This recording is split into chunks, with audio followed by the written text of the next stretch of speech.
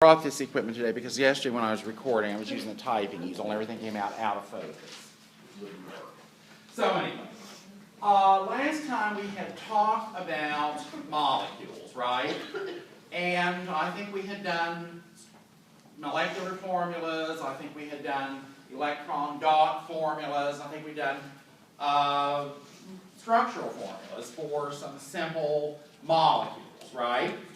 And I think we had looked at a hydrogen molecule and how many bonds did you find between the two adjacent hydrogen atoms in that case? Single bond, right? Shared pair of valence electrons, right? You know, here let's take a quick look. We've got the hydrogen molecule, and then the electron dot formula would look like that, and the structural formula like that, right? And what did we say that these two dots represent here? Shared pair of valence electrons, which is a covalent bond, right? And the line represents the same thing. It is a shared pair of valence electrons. All right, and we also looked at the fluorine, chlorine, bromine, iodine, I think, right? Okay, and those also had single covalent bonds between the atoms, right? All right, and what about oxygen? And an oxygen molecule, what do we find there? Double covalent bond, because you had to use two shared pairs, right? And then with the nitrogen, we had what? Triple covalent bond, because you had to share out 3 pairs of valence electrons. All right, now, we then, I think, took a look at this hydrogen molecule and said that it was non-polar. And in fact, if we look at the electron cloud around the molecule, we find that it has a nice symmetrical shape. And why is it nice and symmetrical in shape? Equal lines on the side. Right, they have equal what? What was that term we used that talked about affinity for valence electrons? Electronegativity, that's right. So if you put together two atoms of the same element, they have the same electronegativity, they have the same affinity, in other words, for the valence shell electrons. So the shared pair of electrons is really spending just about as much time with this nucleus as they are with this one. All right? There's no partial separation of charge, so we call it nonpolar. Now, we can also have this situation where we have put together hydrogen with chlorine. And what did we say about the electronegativities here between these two different molecules? Stronger to one side than the other. One side is stronger than the other. One has a higher electronegativity. Which one has the higher electronegativity? Chlorine. Chlorine does. All right, so if you then put out the cloud around this, it's going to be thicker on that chlorine end than it is on the hydrogen end, because the electrons are being pulled off in that direction. And though the molecule is still electrically neutral, because all molecules are, there is an area of partial negative charge on that chlorine end, and there is now an area of partial positive charge on the hydrogen end. So we now have this, what we call partial separation of charge.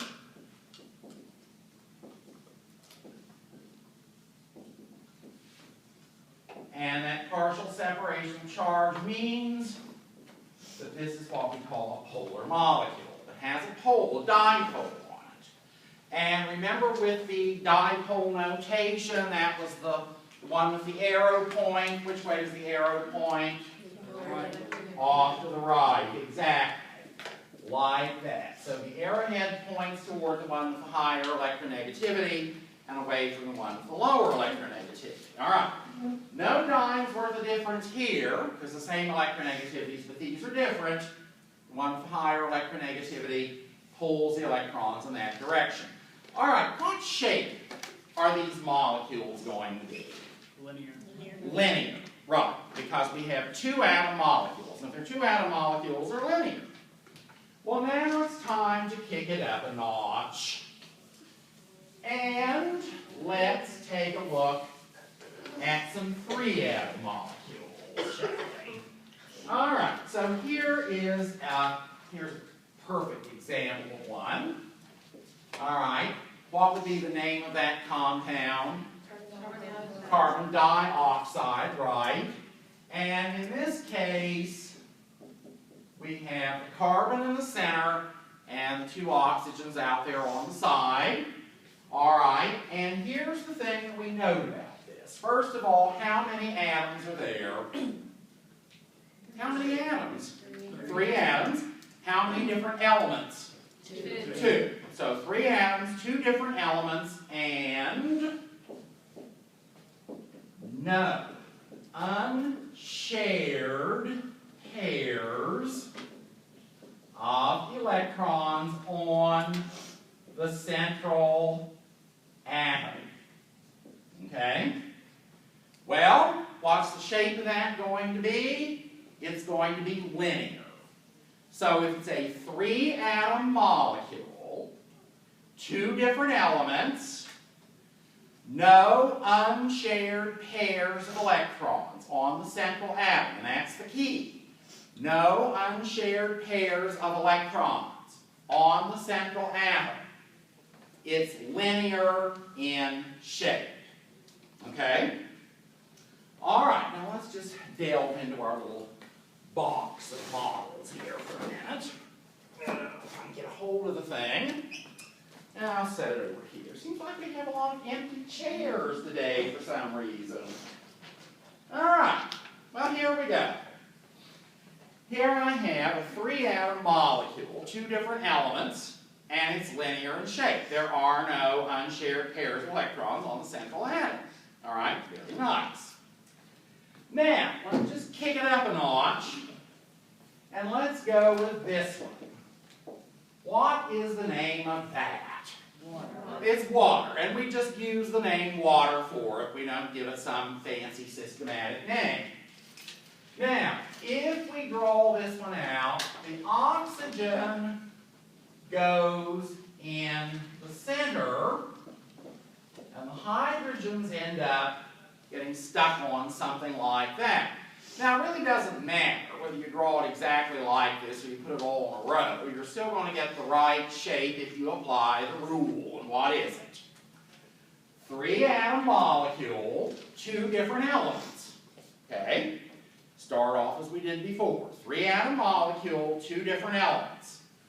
But there's at least one unshared pair of electrons on the central atom.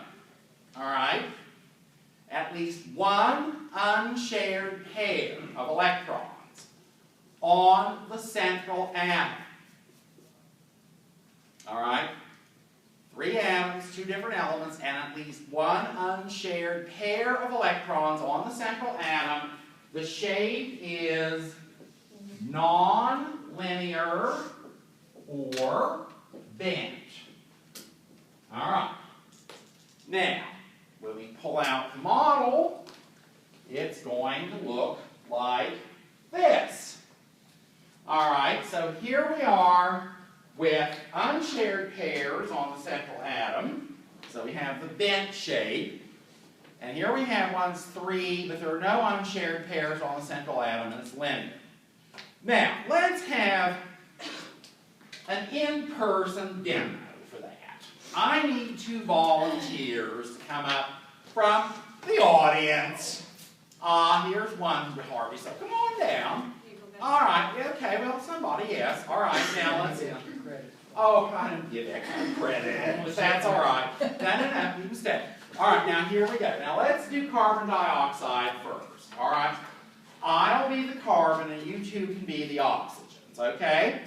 Now, get a hold of my hand and use both hands because you're double bonded. No. Both of them you're double bonds. Okay, now let's get lined up here.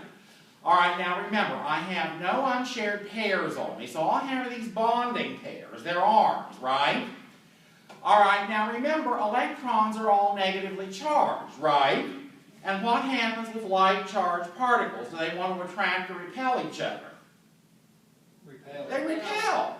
And what do they want to do? They want to get as far away from each other as they can get. Okay? And but they have to hang on to me because I'm holding on to them. So how far apart can they get and still be bonded on to me? Well, if somebody got out their friendly neighborhood protractor and measured that angle, what would it be? 180 degrees, right? Directly opposite each other. Okay? Now that's simple, isn't it? All right, now, let's do the water. All right, now, you can let go with one hand because you just have single bonds this time. Now, here I set the central oxygen.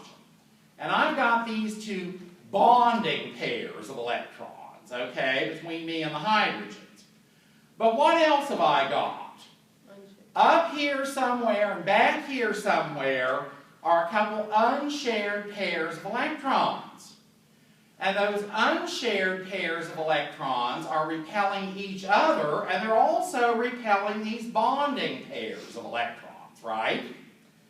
So now, they're trying again to get as far away from each other as they can get, but they still have to hang on to me. But what's that going to do when we reconfigure to do that? Move over here, now you stay there. There we go. So, up here and behind me are these unshared pairs that are repelling the bonding pairs. Now that we've got everybody as far away from each other as we can get and they still hang on to me, what kind of a shape are we ending up with? Bent or nonlinear, right. What made him move instead of me? Well, we could have done it either way. Or, here's another thing. You both could stand here and I could move back here. Okay? Now, here's the thing about remembering the rules. Let me just show you this. What if instead of drawing it like that, I had drawn it like this? Now, somebody might say, oh, that looks linear. Well, is it? What does the rule say? At least an unshared pair, we know it's bent. Well, you know, if I held the model like this, that kind of mimics that, right? But we know it's actually bent. You know, they're not all lined up in a straight line. Okay, there's this angle here between them. All right. Now, there's one more wrinkle for the proof. And you guys can stay right here because it won't take long to do it. All right, now, what about the polar versus non-polar business? Well, there's a couple of things to consider here. All right, now, what have I got? I've got a carbon-oxygen bond in that direction and a carbon-oxygen bond in that direction. All right, is a carbon-oxygen bond polar or non-polar? No. Well, what about their electronegativities? No, but what about the electronegativities of carbon and oxygen? Are they the same or are they different? Oxygen is going to have a higher electronegativity. So if I'm considering just the carbon-oxygen bond, I would have a dipole going like that, but I would also have one going like that, right? The bond is polar. It's a polar bond between carbon and oxygen. But now, what about the overall molecule? Well, we need our friends again. So let's get back into our linear shape. Grab on, both hands. what are they going to do? The shift is out toward them, right? So they're both going to pull. So start pulling. Am I going anywhere? No. I'm not going to either. All right, now, what's happened? Well, remember now, this is linear. So what have we got? We've got essentially 180 degrees between those two dipoles, right? They cancel each other out, right? I didn't move. They cancel each other out. All right, so what's this one? That is a non-polar molecule. Now, isn't that neat? Well, let's take a look at water. All right, now again, what about a hydrogen-oxygen bond? Is that likely to be a polar or a non-polar bond between hydrogen and oxygen? Well, do they have the same electronegativities? No. All right, who's likely to be higher this time? Oxygen. Oxygen is. All right. So if I put my dipole notation for the bond up here, it's going to point off toward the oxygen end, isn't it? And what about this one? Well, same deal. Now, let's get back in position. Yeah, okay, there it is. Now, what are they going to do? They're going to push, right? They're going to push onto me, right? Because if I'm oxygen, I'm pulling those electrons out toward me. Yep. So start pushing. Oh, start moving, don't I? We have net movement that time, right? So how are we going to classify this molecule? Polar. It's polar, is exactly right. Now, with that thought in mind, where is the area of partial negative charge on this molecule? It's where I found oxygen. Right. The oxygen end is going to become partially negative with respect to the hydrogen end, which is going to become Positive. right, partially positive on both hydrogen ends. Now, isn't that neat? Okay, thanks. All right, very good. Now, see how simple that was? Now, let's see what we can sum up for our take-home message. 3 atom molecules, right? No unshared pairs on the central atom. What was the shape? And how would you classify it? Non-polar. Why? Dipoles cancel out. Okay, because of that shape. You know, you're pulling or you're pushing 180 degrees apart, they're going to cancel each other out. It's non-polar. All right? Now, what about this one? 3 atoms, 2 different elements, at least 1 unshared pair of electrons on the central atom. Watch the shape. Bent. Bent. And what about the dipoles this time? Do they cancel out or reinforce each other? Reinforce. They reinforce, and you get net movement off toward that one atom, the oxygen. In this case, this is a polar molecule. The oxygen end is partially negative with respect to the hydrogen ends, which are going to be, bless you, partially positive. And water is a fairly highly polar molecule. And one of the things we're going to see before long, a lot of the properties that go with water can be explained right from that. Why you get many of the properties you get with water is because it is polar. All right? All right, so there we go. Now that's simple, isn't it? Well, let's kick it up another notch. All right, so there we have 2 atom molecules, and they're always linear. 3 atom molecules could be linear, but they could also be bent, depending on whether you've got unshared pairs of electrons on the central atom or not. All right, well, let's take this one. Now, this is not something you see often, but let's just put this one down. This would be called boron trichloride. And it is obviously a 4-atom molecule. All right? Right? Let's see where we get that. Now, I don't expect you to be able to draw this out, so I will do it for you. And on these, I will give you the structural or Lewis formula. You just need to know the rules and how to apply them, all right? So what do we got? 4 atoms, 2 different elements, no unshared pairs of electrons on the central atom, all right? 4 atoms, 2 different elements, no unshared pairs of electrons on the central atom. What's the central atom in this case? Boron. All right. What is the shape? Here's a funny name. Trigonal planar. All right. Trigonal planar. Now, what on earth does that mean? Where is it? I know it's in the box. Here it is.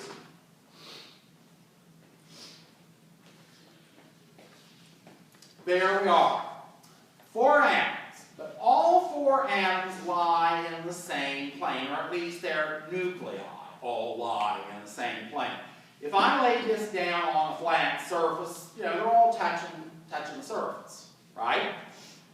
Trigonal, it's like a triangle. All right? That's where that comes from. Planar, they're all in the same plane. Okay? Trigonal planar. Trigonal planar. All right. Now, let's see if we can figure out what's happening here. All right, let's put the dipoles up for the bonds. All right, if I compare the electronegativity of boron and chlorine, which one has the higher electronegativity? Boron. I'm sorry, chlorine. Chlorine does. Right. So if I put my dipole up, there we go for that one. Now, what about the others? Well, they're going to look the same way. All right, now, if I've got all those in the same plane like that, what I wonder is the angle here between those bonds. Obtuse. Huh? Obtuse. Well, give me a number. 45. No. What's 360 divided by 3? 12. 120, isn't it? 120 degrees. All right, every one of these. Now it's 120 degrees. All right. Oops, not C. It's 120 degrees. We're measuring angles now. All right. Now, if I volunteer, somebody, come on. Come on. Put wings to your feet. All right, now let's stand like this so we can get on the camera. All right, now you're going to get a hold of that and you're going to pull, and I'm going to pull. Now, is this thing going anywhere? No. What's happening? We're all canceling each other out. So how are we going to classify? Bless you, thank you. How are we going to classify this? Non-polar. You got it. Non-polar, indeed it is. Now, this is not a very common shape. There aren't going to be a lot of things that give you that shape. All right, but let's take a look at this next one. Now, here's something that we probably mentioned before. This one also would go with the common name. What is the common name for this one? This is ammonia. Remember, what's the difference between ammonia and the ammonium ion? What was the formula for the ammonium ion? NH4 with a +1 charge. This is a neutral compound, NH3. All right? Again, 4 atoms, right? Well, let's draw it out and see what we get. We're going to have nitrogen in the center, hydrogens around. Look what I've got right there. I've got 4 atoms of 2 different elements, and there's an unshared pair of electrons on the central atom. All right? Unshared pair of electrons on that central atom. In this case, the central atom is the nitrogen. All right? Well, that's simple, isn't it? Okay? Right?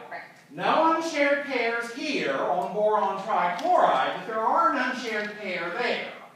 Now, what do you think is going to happen when it comes to the shape of this one? Well, this one is going to be a little bit different. Because remember, the bonding pairs are all repelling each other. But what's happening with that unshared pair? They're doing some repelling too, aren't they? Well, it looked like a pyramid, wouldn't it? It is exactly what it's going to look like. And in fact, here's what the shape is going to be called. This is going to be called trigonal. Oops, if I can write. Trigonal pyramidal. All right, trigonal pyramidal is what the shape is going to be. And here it is.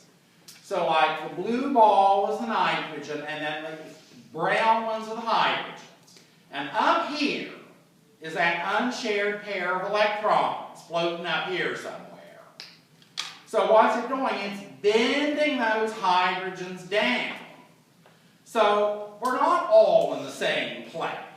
The hydrogens are, but the nitrogen's a little above them. So it's kind of like a little pyramid. All right? Trigonal pyramidal. Now, let's put up there our dipoles.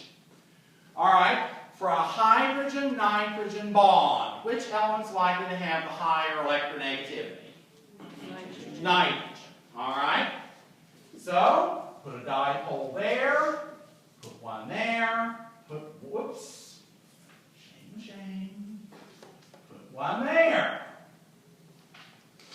All right. In other words, I'm pushing up toward the nitrogen, right? So if I'm pushing up, what's happening? It's moving. So therefore, what is it? Polar. You got it. All right. That one's nonpolar. This one is polar. The shape is going to make the difference. Yes, sir? Does the shape have any reflection to the stability of it? No. They're both quite stable. Okay? But, you know, if we go putting up our partial negative, partial positive charges, which end of this, since it is polar, is going to be partially negative?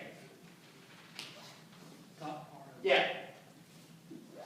The partial negative charges up there on the nitrogen, what about these hydrogen atoms? Positive. They're all positive, partially positive. Now remember, it's not plus one, minus one. It's not that big of a difference. It's just a partial positive on the hydrogen ends. The nitrogen end is partially negative. All right? Well, there you go. Now, I don't have to worry about that over here because this is non-polar. There are no areas of partial charge on it. Okay? Well, that's simple, isn't it? Yes. Now, one more notch.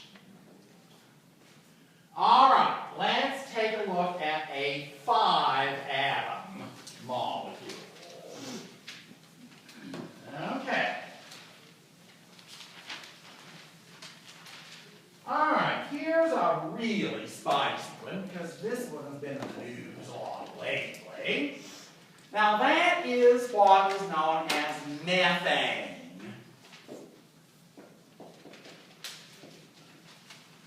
Better check. I did start with the camera, didn't I? I haven't said all this stuff for nothing. Yeah, it's running. I see. Okay. All right. Methane. Now, that is essentially what you're burning with natural gas. It's got several other alkenes and alkanes and so on in it, but anyhow, methane is the simplest one. CH4, greenhouse gas, right? Yeah, so you put that. All right, what's going to go in the center? It's going to be carbon. And how are we going to come out with this? Well, carbon just has 4 valence electrons, and hydrogen have 1. So there's an equation. That's how we're going to come out. Now, isn't that neat? Now, what is the shape of this?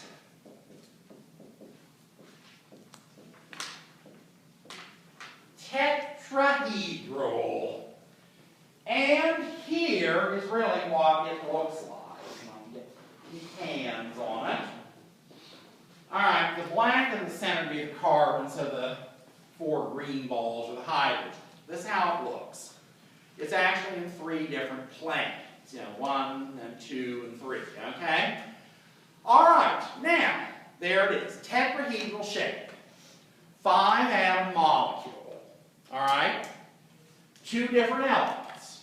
2 different elements. Are there any unshared pairs on the central atom? Nah, there can't be in this case. And so let's put our dipoles up here and see what we end up with. All right, carbon-hydrogen bonds. I wonder, polar, non-polar? Is that a polar, non-polar bond? Non-polar. Oh, I think it's a polar bond, isn't it? To some extent. Why? Carbon and hydrogen have different electronegativities, don't they? Who's likely to be a little bit higher? Yeah, I think it is. All right, there we go. Now remember now, we're looking at each bond individually right now.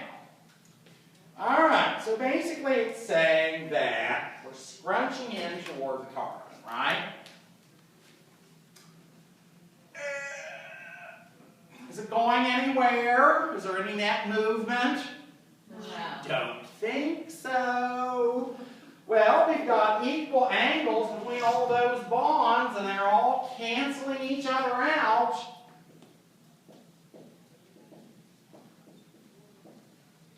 And it's non-polar. Isn't that what we said?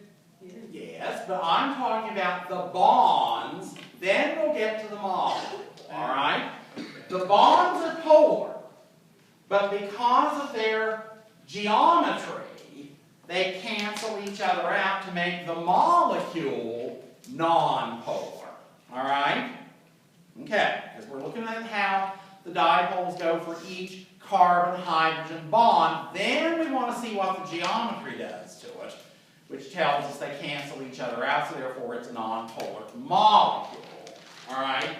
Even though there are 4 polar bonds here, it's an overall non-polar molecule because of the shape. All right, there you go. Now that's simple, isn't it? Why, yeah. Well, let me trash it up just a teensy little bit. All right.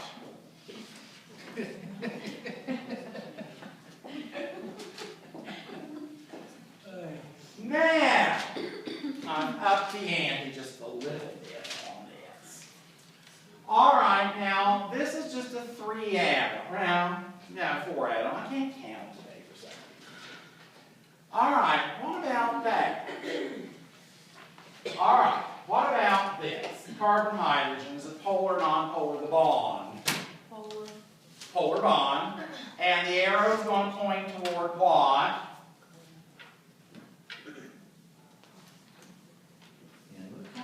Now, carbon to oxygen, is that polar or non-polar? Non-polar. No, carbon to oxygen.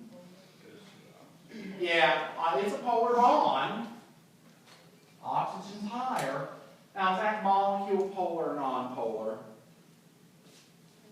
Polar. I think it is, yes. Why? So, I have a question. Yeah, but I got something else coming here in a bit. Okay? It's polar. Yes, it is. Yes, it is. Now, what would be the shape of that? What would you predict the shape of that to be? The trigonal I'll go with. Planar. Yes. 4 atoms. In this case, 3 different elements. No unshared pairs on the central atom, trigonal, planar. But it's polar. Now, what was the difference between this and this one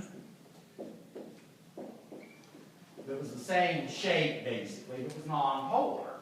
There's a double covalent bond in the other one. Well, and not only that, how many elements are in this thing? 3. How many are in this? 2. See, there it is. These are all the same element. Okay? This one, they're not all the same. So they're going to have slightly different electronegativity. All right, now let's take the tetrahedral case. Let's trash it up a little bit. Okay, let's see. Let's go with something like this. All right, let's put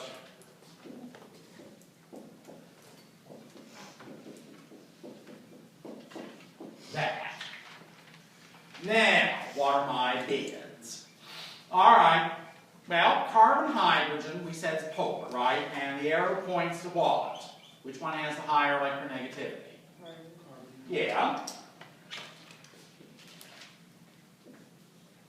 And now, carbon chlorine, which is higher? Which is the higher electronegativity this time? Chlorine? Yes. Do they all cancel out this time? No, they don't. So what would you call this one? Polar. That would be polar, yes, because they don't all cancel out. Okay? So which end of the molecule is likely to be partially negative? Chlorine, right? Because that's the one with higher electronegativity, and all the dipoles are pointing in that direction, right? It's all pointing up toward chlorine. Now see how easy that is? Yep. See, that isn't hard. All right. Okay. All right. Well, let's see what other wrinkles we've got for our crew now that we've got that taken care of. Was the Yeah. shape, was the shape on that one still tetrahedral? Uh-huh. It would still be tetrahedral in shape because, again, it was 5 atoms and no unshared pair on the central atom. It's tetrahedral, but that one would actually be polar. But remember, it's 3 different elements in that case, whereas before, with methane, we only had 2. Okay? You see the difference there. Alright. Now let's see where we are. I think we're about ready. Okay. Oh, yeah, computer went to sleep. Shame on it. Let's wake it up, maybe. Yeah, I think it's across. No, I'm not getting anything. Oh, for crying out loud. Alright, I am finally seeing some activity there. Let's see what I'm seeing here. Well, we shall see what we can do. Typo.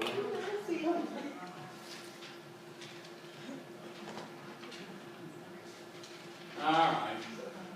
Now, okay. Now we've already talked about polar and non-polar bonds. Come on. I don't know why this is as slow as Christmas today.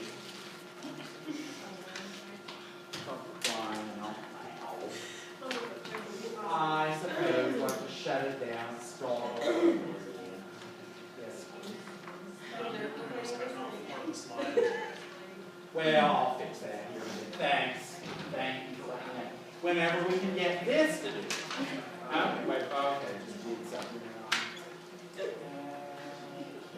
Alright, there we go. Okay, now, okay, let's see what we got over here. Yes, it certainly is. Oops.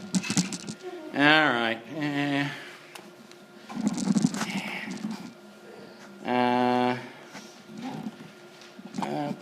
Okay, there's that, and then I need to come over this way, just... Alright, now I think we got it. Okay. Alright, well we've talked about this stuff, so, oops, got it in my pocket. We can kind of zip ahead here a bit. All right, so we talked. Oh, for crying out loud. Well,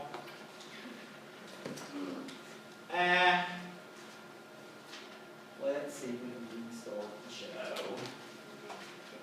All right, now we talked about polar versus nonpolar bonds. You know if it's nonpolar, there's no partial separation of charge.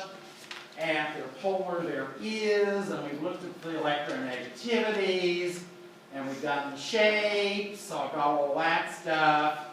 We've done this. I don't see the sense in belaboring all that because we've talked about it.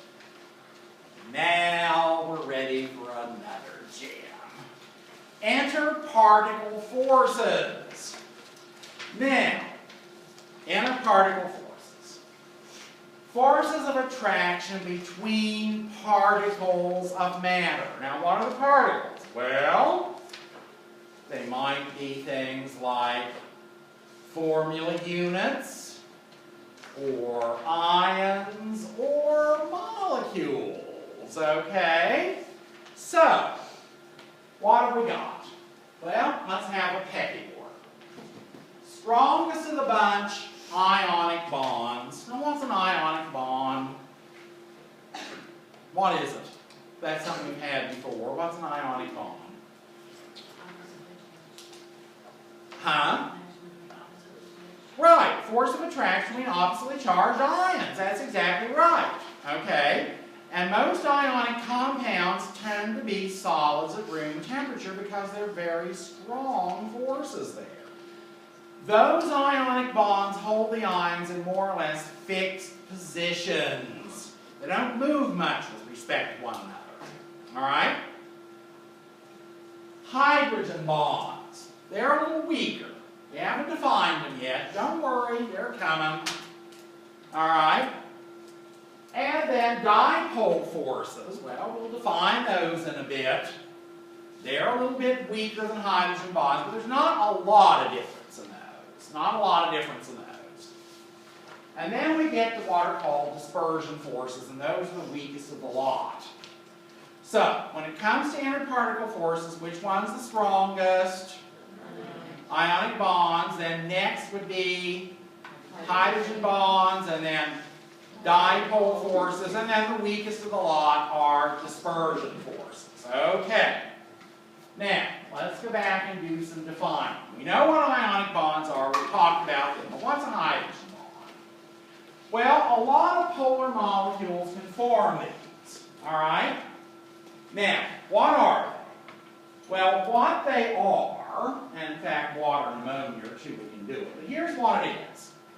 A hydrogen bond is an attraction between an unshared pair of electrons on one atom, typically, and a hydrogen atom that's on an adjacent molecule. In other words, on one of the neighbors. Now, in order for these to really work, is this not in your outline? I'm sorry, I don't remember, but I see everybody writing it down, so I don't know. This one is. The other slide wasn't. Okay. All right. Attraction between an unshared pair of electrons on some atom and a hydrogen probably on a neighboring atom. Now, the trick is they've got to be really close together. These only operate over very short distances. Okay? So the two molecules, the one with the unshared pair of electrons and the one with the hydrogen on another molecule, the two got to be really close together in order for these things to operate. If you move them very far apart, these break. Okay, they're easy to disrupt. Alright, so there we go. Alright, now that's a hydrogen bond. And, alright, and so there we are. Now, if we've got a really large molecule like a protein, because proteins tend to be really big and they bend and twist on themselves, and hydrogen bonds can actually form within the molecule in multiple places, in fact. Because some of the areas there will be some unshared electrons, and others there will be hydrogens, all right, that can easily get close to them and form these things. All right, water forms hydrogen bonds with other water molecules, all right? And in fact, I think we have a diagram of that here. Here we have a molecule of water.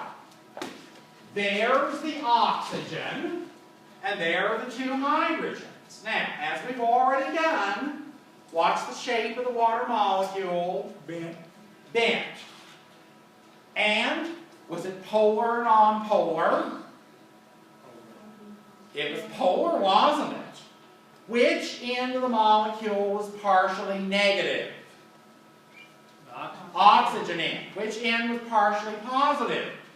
The hydrogen end. In fact, we were even told that here. Now, here's a hydrogen-oxygen bond, here's a hydrogen-oxygen bond. Basically, here and here, there were those two unshared pairs of electrons, right? All right, now, what happens if I put a bunch of water molecules close together? Unshared pair of electrons here, hydrogen on this molecule, attraction between the two. What did we call that attraction between a hydrogen and an unshared pair of electrons? Hydrogen bond. Hydrogen bond. All right? There you go. All right, here we can do it again. Another unshared pair of electrons here. There's a hydrogen. There's a force of attraction. That's a hydrogen bond. Here's another one. There's another one, and so on. And if I go sticking more molecules of water around here, what's going to happen? We're going to get hydrogen bonds forming between those adjacent, closely spaced water molecules. All right? Closely spaced adjacent molecules. Adjacent means what? Neighboring. Neighboring. And closely spaced, obviously they're pretty close together. Now, what is the physical state of water at room temperature? Liquid. Liquid. What keeps the molecules together in the liquid state? Hydrogen bonds. That's exactly right. And if you want to turn water into a vapor, like steam, right? What are you going to have to do to the hydrogen bonds? Separate it. You certainly do. Because when you heat it up, and these things start moving faster and getting further apart, eventually what's going to happen, they're going to get far enough apart the hydrogen bonds break, and then the individual molecules come out into the vapor phase, and you've got a gas. Right? What if you cool it down? The bonds will get together. Well, they start getting a little closer together, but then they eventually move a little further apart than they are when it's in the liquid state. Water's a funny. Because what happens there, when you cool it down, you get less motion, and the hydrogen bonds hold them in fixed positions. Then you got ice crystals. All right? Because remember, ice is less dense than liquid water, the same temperature. Right? Why do the ice cubes float on top of your glass of iced tea? Right. They're less dense. They have less specific gravity than the liquid water, even though they may be colder, or they may be the same temperature. So, when you start putting them in fixed positions, you get open spaces opening up in the lattice, and that's what it is. With most things, when you cool them down, they just get closer together, and they become more dense. But water is a strange one in that regard. But the properties, really, of water depend on these hydrogen bonds.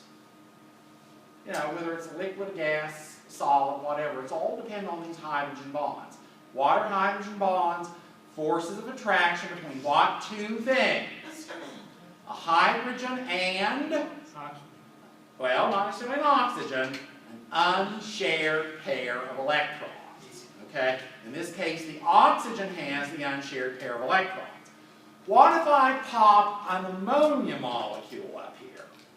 Would it be capable of hydrogen bonding with the water? Well, yes. Because what do we find on the central nitrogen in the ammonia molecule? An unshared pair of electrons. All right? So ammonia, can hydrogen bond with water? Okay? Simple. Is ammonia soluble in water? Will it go in solution in water? Yes, it will, and for that reason. All right, more on that in a bit. All right, hydrogen bonds weaker than ionic bonds. Well, we've already said that. Okay, they operate over short distances. Molecules have to be close together. We've already said that. All right, oh, that's Dr. Cordinaire wearing her T-shirt she had made up when she was talking about hydrogen bonds, and I stuck it in the slide set. And considering where we are in the scheme of things, I'm not taking it out. But anyway, she says the name is bond, hydrogen bond, and there it is. Hydrogen with the unshared pair of electrons on the water molecule. So, anyhow. Now, dipole forces. Well, there are forces of attraction between the opposite poles of closely spaced, adjacent, polar, covalent molecules. Aha! Where do these apply? They only apply to polar, covalent molecules. Nowhere else. All right? Could these apply to water? Good. Yes, because it's a polar covalent molecule. Could they apply to ammonia? Yes, it's a polar covalent molecule. Could they apply to boron trichloride? No. Why not? Why not? Polar. It's non-polar, isn't it? I say bipolar. Well, all right, that's It fine. might be We'll that forget. big. All right. No, it's non-polar. This doesn't apply to it. If it's something non-polar, forget it. This doesn't apply. Only applies to polar covalent molecules. Molecules that are polar. All right? Would it work with carbon dioxide? Does this apply to carbon dioxide? Is carbon dioxide polar or non-polar? Polar has the unshared electrons. Carbon dioxide is linear in shade. It's non-polar. Does this apply to carbon? No! Alright? Now that's not so awful, is it? Alright. What is it? Well, now remember, if it's a polar molecule, what has it got? It's got a partially negative end, right? It's going to have at least a partially positive end to it, right? At least one. What do you suppose the dipole force is? Well, it's attraction between the positive pole of one molecule and the negative pole of another one. Okay? Remember, opposites tend to attract. So if I take the negative pole of one molecule and show it the positive end of another molecule, it's close to it, there's going to be some attraction there, isn't there? That, in essence, is a dipole force. That's all it is. All right? It's a little weaker than a hydrogen bond. Not much. All right? Now, dispersion forces. Now, this is the one that always seems to give people grief, and I probably shouldn't have said that because now it poisons their minds. But that's all right. We'll get over it. Now, forces of attraction between closely spaced adjacent, non-polar covalent molecules. All right. Now, to whom does this interparticle force apply? Only to non-polar molecules. All right? Could you have dispersion forces between closely spaced adjacent ammonia molecules? No. Why not? It's polar. What about between closely spaced adjacent methane molecules? Methane with CH4? Yes. Why? It's non-polar. Now that's all there is to it. So as we said, These only apply to what? Non-polar molecules. So see, what are you going to have to consider when you go thinking about what kind of interparticle forces to be around? What's the nature of the substance? If it's ionic, ionic bonds probably apply. If it has a hydrogen and an unshared pair of electrons, might be able to do hydrogen bonding. If it's polar, it probably can form dipole forces. If it's nonpolar, what's the only kind of interparticle force that it can form? What's the only one in the running? Dispersion forces. Now see how easy that is. Maybe just requires a little memorizing. That's about it for now. Alright? Now, atoms with more electrons tend to form stronger dispersion forces. Well now, let's just put that to the test. Alright, let me think of a couple of those elements from the gang of 7. Bromine and iodine, right? Remember those? Alright, bromine forms a diatomic molecule, right? 2 bromine atoms get together and form a diatomic molecule, right? Would that be a polar or non-polar molecule, I wonder? Huh? Non-polar, right. Why? Well now, what about their electronegativities? They're opposing. They're the same electronegativity, right? Right? So they're going to be non-polar. It's linear in shape, right? It's a 2-atom molecule. Okay? Linear in shape, but it's non-polar because they have the same electronegativities. Alright, what about an iodine molecule? What about it? I2, I sub 2. What do we got? 2 iodine atoms bonded together, single covalent bond between the two. What's the shape of the molecule? Linear. Polar or non-polar? Non-polar, right. Couldn't be anything else but. Why? Have same electronegativities, don't they? Aha. What's the physical state of bromine at room temperature? Look at your periodic table. What do you notice? Liquid, right. What's the physical state of iodine at room temperature? Solid. Solid. You're going to have stronger interparticle forces in solids. They're going to be a little weaker in liquids. They're virtually going to disappear in gases. Okay? Because in a solid, the structural units are held in more or less fixed positions. They don't move very much with respect to one another. Very strong interparticle forces hold them in place. Liquids, they can get a little further apart so they can move a little more with respect to their neighbors.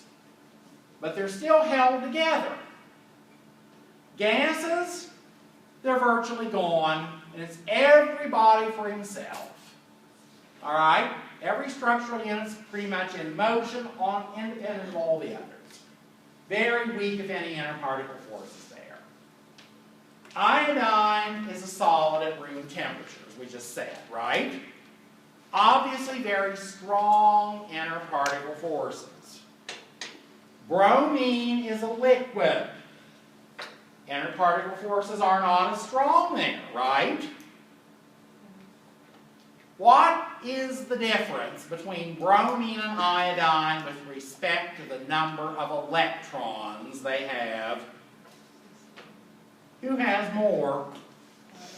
Iodine has more, doesn't it? What kind of interparticle force would there be between closely spaced adjacent iodine molecules that are holding them tightly together? Dispersion. Why? It's a non-polar molecule, right? What about bromine molecules? What kind of interparticle forces would be holding those molecules together? Why? Non-polar. They're non-polar. But which one forms stronger dispersion forces, bromine or iodine? Iodine. Yeah. Yes, and why? Solid at room temperature. Yes, and why is it a solid at room temperature? What makes it have stronger dispersion forces than bromine at room temperature? More electrons. Remember, the valence shell is now getting a little further out. It's hard to keep them all in line. More on that later. All right? Now, take home message for now. If you're looking at an ionic compound, which kind of inner particle forces apply? Which kind apply? We had 4 ionic bonds. That's right. The others, forget it. They don't apply. All right? If we've got something that has a hydrogen on one end and an unshared pair of electrons on another end, what kind of inner particle forces might apply there? Hydrogen bonds. Right. What if we have 2 polar molecules? Dipole forces. Right. And if they're nonpolar molecules, what's the only kind that can apply there? Dispersion forces. Now see how easy that is. Simple. Yes! And you better remember that, because when we start mixing and matching things together to make solutions, that's going to come in very handy. Okay? Now isn't that simple? Yes? Yeah. Well, I haven't said anything complicated yet, have I? Well, let's chat a little bit about solubility. Now, you're going to notice, and I'll just mention it, we'll have to say more about it probably next time. In your packet of materials, there ought to be a chart on solution formation, so you might want to have that handy next time. But here is the maxim when it comes to forming solutions. Likes dissolve likes. Alright, now what does that mean? Well, if you're going to mix a couple of things together and form a solution, they're going to have to form common inner particle forces with each other. Okay? Common inner particle forces. Alright, well first of all, what is a solution? Well, a solution is a homogeneous, or some people like to pronounce it homogeneous, mixture of a solvent and a solute. 2 components. A solvent and a solute. Alright? And you mix it all together and you get something that exists in a uniform single phase. Alright, now let's just think of something we know forms a solution. Suppose you take some water and you pour some salt in it and you mix it up. What happens? Alright, we get a solution. The salt dissolves in the water, right? And it looks like a nice clear liquid, does it not? Okay? It's in a single phase. It's homogeneous. If you took out 3 or 4 different samples from different places in there and you analyzed them, what would you find? They're all exactly alike. They have the same composition, they have the same properties. Alright, 2 components, solvent and solute. What's the solvent? It's the dispersing medium. In the case of an aqueous solution, it's water. Alright? Solute, substance is dissolved. In our salt-water solution, water was the solvent, salt was the solute. That's what we dissolved in the water. Okay? That's pretty simple, isn't it? Now, let me just write a little something out here. Okay, because I use this word and I want to notice it. But when we talk about an aqueous solution, water is the solvent. So, if it's an aqueous solution of anything, it's dissolved in water. Water is the solvent. Alright? So, if you don't have that in your lexicon, add it. Okay? Well, that's simple, isn't it? anything complicated today? No. Don't anticipate that ever will. There's just a lot of it where you have to sort through. That's it. Alright. Now, polar solvents, polar solutes. Polar solvents tend to dissolve polar solutes.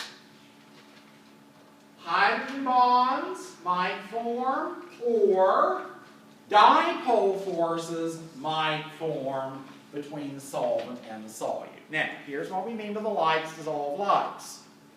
If I have a polar solvent, like water, water's polar, okay, and I mix in with it some kind of polar solute, the two can form either hydrogen bonds or dipole forces with each other. Right? They ought to be able to. And if they can't, they should form a solution, because now what happens? Well, if the solute can hydrogen bond or form dipole forces with the water, it's going to disperse or mix throughout the water, and you've got a solution. It's just that simple. Alright? But now what happens, I wonder, if I try putting something polar like water and oil, which is non-polar, together? Well, water molecules have hydrogen bonds between them, right? Oil is non-polar. So what kind of interparticle forces would there be between closely spaced adjacent oil molecules? What kind could there be if it's non-polar? Dispersion forces. Are dispersion forces the same as dipole forces? No. So are you going to get a solution in that case? No. You can't form common interparticle forces between the solvent and the solute. And we're going to pick up with that next time. So make sure you bring that little chart with you. It's on the web page. I think it's the last thing probably that's currently there. But don't worry, I'm going to add some more things over the weekend. But anyhow, we're going to talk about solution formation. We're going to get into reactions. We're going to talk about acids, bases, and salts. And your head will just keep spinning as we go, but that's all right. We'll get it sorted out. I have confidence in your abilities. All right.